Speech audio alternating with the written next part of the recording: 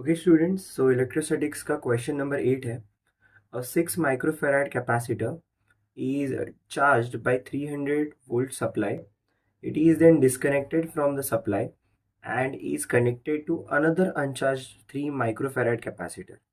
How much electrostatic energy of the first capacitor is lost in the form of heat and electromagnetic radiation? मतलब एक 6 microfarad capacity का capacitor है. इसको charge किया जा रहा है 300 वोल्ट के सप्लाई से. फिर उसको डिस्कनेक्ट किया जा रहा है. अब जैसे ही हम लोग डिस्कनेक्ट करेंगे तो उसका चार्ज जो है वो क्या हो जाएगा, वहीं पे कांस्टेंट हो जाएगा. राइट, चार्ज की वैल्यू फिक्स्ड हो जाएगी, वहाँ पे चेंज नहीं होगी from the supply. And then उसको हम लोग एक जो अनचार्ज कैपेसिटर है जिसकी कैपेसिटी है 3 माइक्रोफैराड, उससे कनेक्ट कर रहे हैं.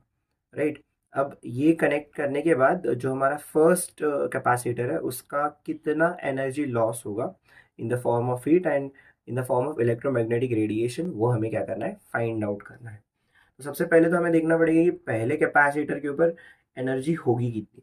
ठीक है, तो उसकी एनर्जी की वैल्यू हो जाएगी, अब एनर्जी स्टोर्ड इन कैपेसिटर का फॉर्मूला होता है हमारा U is equal to half CV².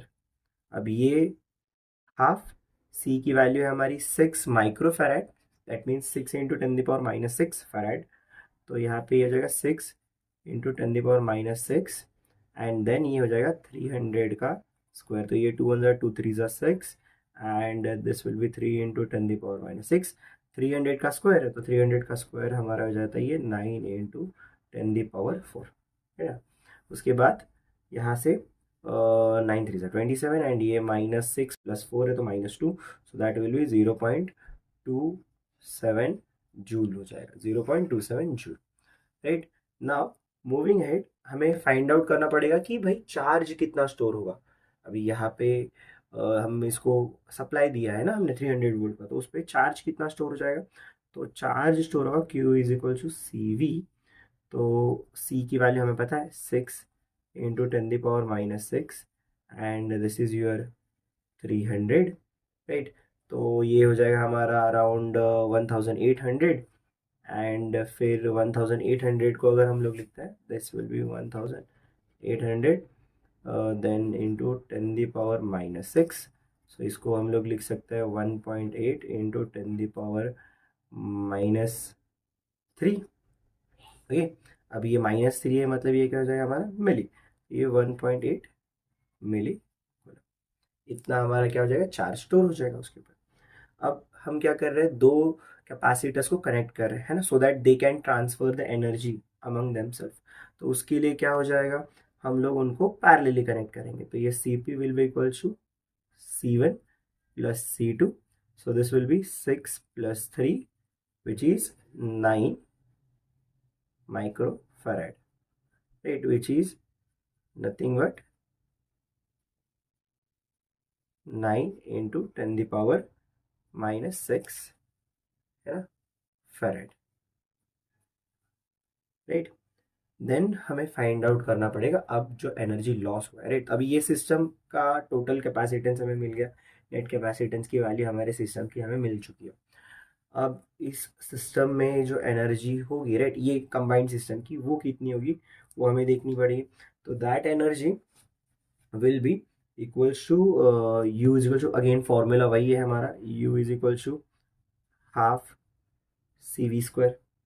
But यहाँ पे क्या हो जाएगा हमारा, हमें पता है ना कि Q इज इक्वल टू क्या होता है, CV. And therefore we can write हमारा V इज इक्वल टू क्या हो जाएगा, V इज इक्वल टू हो जाएगा Q/C. तो ये V की value we can substitute over here. Right, ये V की वैल्यू हम यहाँ पे पुट कर सकते हैं. तो ये U की वैल्यू हो जाएगी हमारी हाफ, देन ये हमारा C वैसे के वैसे, एंड ये हो जाएगा Q²/C², क्योंकि V की वैल्यू है Q/C. तो V² की वैल्यू क्या हो जाएगी, Q²/C². तो ये एक C और ये एक C क्या हो जाएगा, कैंसल आउट हो जाएगा. तो हमारे पास जो वैल्यू बचेगी वो बचेगी Q²/2C. Q²/2C. अब यहाँ पे वैल्यू सब्स्टिट्यूट करते हैं. हमारा इनिशियल चार्ज की वैल्यू कहती है कि सेम चार्ज ही स्टोर होगा. राइट, अगर हम लोग हमारा एक कैपेसिटर है, राइट, उसको दूसरे कैपेसिटर पे कनेक्ट कर देते हैं तो चार्ज की जो वैल्यू, चार्ज जो इंड्यूस होगा, राइट, वो क्या होगा, सेम ही अमाउंट का होगा. तो ये Q² की वैल्यू वही मिलेगी हमें, and that value is 1.8 into 10⁻³ क्योंकि हमारा मिलीकुलम में था, ये उसका स्क्वायर हो जाएगा, डिवाइडेड बाय 2 इंटू ये क्या हो जाएगा हमारा 9 इंटू 10⁻⁻6। अब वीडियो को ज़्यादा लेंदी ना बनाने के लिए मैंने ऑलरेडी कुछ वैल्यूज़ फाइंड आउट करके रखी हुई है। तो 1.8 का स्क्वायर हमारा हो जाएगा 3.24 इंटू 10⁻, ये हमारा हो जाएगा 3 2 6, तो ये -6 डिवाइडेड बाय 9 2 18 हमें पता है, इंटू 10⁻⁻6। अब ये 10⁻⁻6 10⁻⁻6 कैंसिल आउट हो जाएगा, राइट। एंड ये 18 3.24 डिवाइडेड बाई 18 जो है वो हमें मिल जाता है 80। एंड दिस 10⁻⁻6 एंड 10⁻⁻6 ये जो है वो वैल्यूज़ क्या हो जाएंगी, कैंसल आउट हो जाएंगे।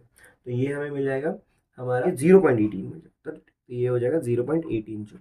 18 नहीं मिलेगा, ये 3.24 डिवाइडेड बाई 18 है, तो दैट विल बी 0.18 जूल हमें मिलेगा, राइट। तो ये हमें कंबाइंड सिस्टम की एनर्जी मिल गई विच इज़ 0.18 जूल। अब हमें लॉस ऑफ एनर्जी देखनी है, तो एनर्जी लॉस क्या है, तो हम लोग ले लेते हैं delta U, right. Initially the energy was 0.27 and अभी ये कंबाइंड सिस्टम की हमें इतनी मिल गई 0.18, तो हमारा एनर्जी लेफ्ट कितना हो जाएगा, तो ये हो जाएगा 0.09 जूल। सो हमारा जो एनर्जी लॉस होगा वो हो जाएगा 0.09।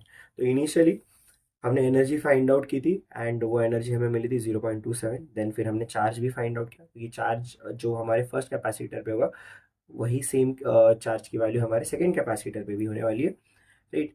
देन फिर हमने नेट कैपेसिटेंस की वैल्यू फाइंड आउट किया एंड देन जो हमारा नेट सिस्टम है, राइट, विथ कैपेसिटेंस 9 × 10⁻⁻6 फैराड है ना, उसके लिए एनर्जी फाइंड आउट किया and that energy is 0.18 joule. अब ये 0.18 है, इनिशियली 0.27 था, तो हमारा जो द चेंज इन या फिर the difference in the energy will be 0.27 into 0.18 which is equal to 0.09 joule. I hope आपको ये क्वेश्चन समझ में आ गया होगा, ये सॉल्यूशन समझ में आ गया होगा। स्टिल अगर आपको कोई भी डाउट आता है इसमें तो you can ask me in the comment section, I will definitely answer your question. अब चलते हैं नेक्स्ट क्वेश्चन की ओर।